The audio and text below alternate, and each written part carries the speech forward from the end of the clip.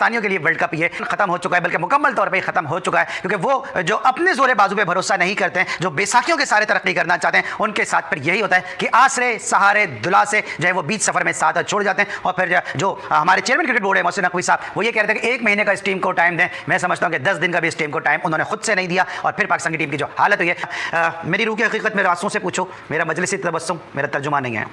गाली नहीं दे सकता हूँ भाई, मैं सिर्फ गाली नहीं दे सकता इनको, यानी मेरी समझ में नहीं आ रहा।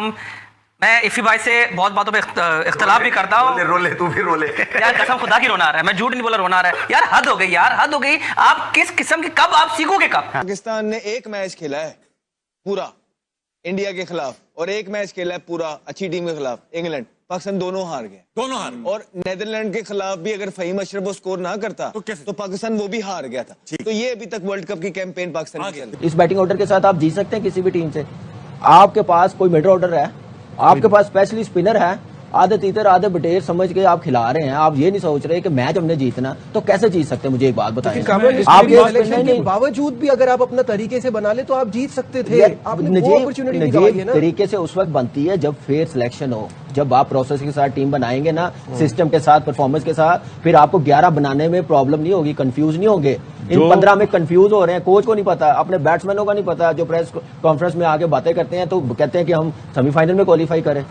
हम सिर्फ छोटी टीमों से खेलने गए थे, वो खेल लिए, हमने जीत लिए 3 मैच, दैट्स इट। 2 मैच अच्छी टीमों से आए हैं तो हम लोग एक्सपोज हो गए। क्योंकि हमेशा यही होता आ रहा है, कहीं ना कहीं तो फिर तो गड़बड़ तो है ना, कि अगर मगर। मैं तो इस चीज का स्ट्रॉन्ग बिलीवर हूं कि भाई ऐसी क्रिकेट खेलने वाली टीम, चाहे वो पाकिस्तान है कोई भी है, वो नहीं जानी चाहिए आगे, क्योंकि वो डिजर्व नहीं करते कि किसी की मेहनत पे आप आगे पहुंचे और वाह वाह करवाते फिर। क्योंकि हमारे कल्चर में फिर क्या होता है, वो पेड़ उठ के आ जाते हैं, कुछ फैंस, कुछ पेड़ जो बैठे होते हैं कि जिन्होंने डिफेंड करना है गलत चीज को, वो फिर इस चीज को बड़ा वो देखे ना सेमीफाइनल खेले, वो फाइनल खेले। नहीं भाई, मैं तो इस चीज का स्ट्रॉन्ग बिलीवर हूं कि जब गंदी क्रिकेट खेल रहे हो उसके एनालिसिस भी होने चाहिए, प्लेयर्स की परफॉर्मेंसेस भी डिस्कस होनी चाहिए। ऐसी टीम को टूर्नामेंट में आगे जाना, कोई भी टीम हो, वो डिजर्व ही नहीं करती। एक शिकस्त नहीं है ये, टूर्नामेंट से एक एक्सक्लूजन नहीं है, बल्कि पाकिस्तान क्रिकेट की डायनामिक्स इससे चेंज होती नजर आ रही है। क्योंकि अब पाकिस्तान को जो है वो क्वालिफाइंग राउंड के मैचेस खेलने पड़ेंगे, और पाकिस्तान क्रिकेट जो एक क्रिकेट की सुपर पावर थी, उससे बढ़कर जो है मैं समझता हूं पाकिस्तान जो 1952 में पाकिस्तान को टेस्ट स्टेटस मिला, इससे बढ़कर सियाह तरीन दिन पाकिस्तान के लिए। नीदरलैंड्स के खिलाफ आप जीत गए, सेलिब्रेशंस हो रही हैं, blah blah blah, it's just not impressive anymore. देखिए फातिमा, हम पिछले 5 साल से इसी तरह की क्रिकेट खेल रहे हैं। इवन हम जो 2022 वाला हम कह रहे हैं जी वर्ल्ड कप के फाइनल में पहुंचे थे, वो दुआएं दें नीदरलैंड को कि वो साउथ अफ्रीका से जीत गई थी। हमारी तो टिकटें हुई थी एडिलेड से, हम वापस आ रहे थे।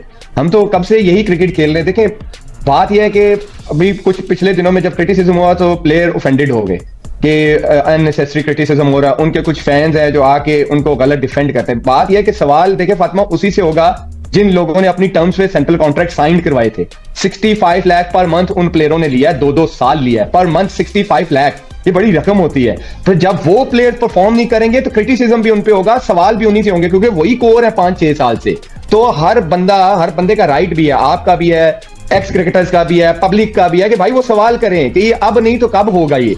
क्योंकि हमेशा यही होता आ रहा है, कहीं ना कहीं तो फिर तो गड़बड़ तो है ना, कि अगर मगर। मैं तो इस चीज का स्ट्रॉन्ग बिलीवर हूं कि भाई ऐसी क्रिकेट खेलने वाली टीम, चाहे वो पाकिस्तान है, वो नहीं जानी चाहिए आगे, क्योंकि वो डिजर्व नहीं करते कि किसी की मेहनत पे आप आगे पहुंचे और वाह वाह करवाते फिर। क्योंकि हमारे कल्चर में फिर क्या होता है, वो पेड़ उठ के आ जाते हैं, कुछ फैंस, कुछ पेड़ जो बैठे होते हैं कि जिन्होंने डिफेंड करना है गलत चीज को, वो फिर इस चीज को बड़ा वो देखे ना सेमीफाइनल खेले, वो फाइनल खेले। नहीं भाई, मैं तो इस चीज का स्ट्रॉन्ग बिलीवर हूं कि जब गंदी क्रिकेट खेल रहे हो उसके एनालिसिस भी होने चाहिए, प्लेयर्स की परफॉर्मेंसेस भी डिस्कस होनी चाहिए। ऐसी टीम को टूर्नामेंट में आगे जाना, कोई भी टीम हो, वो डिजर्व ही नहीं करती।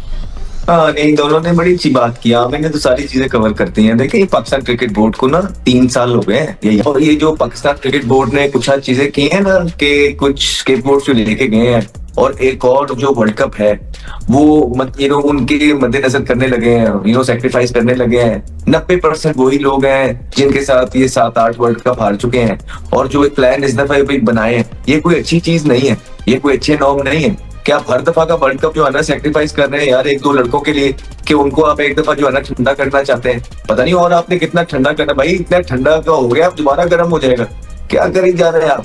तो मेरी अब हम फिर बातें करेंगे यूनिटी फलाना ढिमकाना, सब बकवास है, सब खड्डा है। प्रॉब्लम ये है भाई, सब छोड़ हैं। छोड़ दे भाई, यूनिटी छोड़ दे, सिलेक्शन छोड़ दे, सब कुछ छोड़ दे, सिंपल सी बात, स्किल लेवल, आपका स्किल लेवल ही नहीं है, ठीक है। आपके प्लेयर 3 साल से 4 साल से जहां जो उनका स्टैंडर्ड है वो उसी पे खड़े हुए दुनिया आगे निकल गई है। आज जितने भी क्रिकेटर्स ये बात कर रहे हैं कि उस वक्त उनको नजर नहीं आ रहा था जब कराची किंग 10 में से 9 मैच आ रही थी और बाबर आजम साहब अपनी हड्डर्मी छोड़ने को तैयार नहीं थे, वसीम अकरम बाउंड्री पे जाके समझा रहे हैं, उस वक्त किसी की आवाज निकली, उस वक्त तो सब बाबर को किंग किंग किंग कह रहे थे। आज हम जब इसी का शाखसाना भुगत रहे हैं तो आज जिस तरह भी आप भी बात करेंगे, इंजमाम भी बात करते नजर आ रहे हैं, वसीम अकरम भी कहते नजर आ रहे हैं कि इन क्रिकेटर्स को कौन समझाएगा, 10-10 साल से खेल रहे हैं। तो भाई 10 साल से तो ये यही कर रहे हैं, आप खामोश थे 10 साल से, आपके जमानों में ताले पड़े हुए थे। ये इफी भाई जिनको गालियां पड़ रही थी, मैं इस वक्त नेशनल चैनल में बैठा हूं, मैं बता नहीं सकता कि इनको कितनी गालियां पड़ी, मुझे कितनी गालियां पड़ रही थी, और तौसीफ पे जो बातें करते हैं कितनी गालियां पड़ रही थी कि जी पाकिस्तान के दुश्मन है, पाकिस्तान के खिलाफ है। आज सब खुश हो जाओ। आज मैं समझता हूं रमीज राजा, मैं नाम ले रहा हूं ये बात, हालांकि मुझे नहीं कहनी चाहिए, मैं एज एंकर मुझे नहीं कहना चाहिए, लेकिन आज रमीज राजा वकार यूनिस जैसे लोगों के कलेजे में ठंड पड़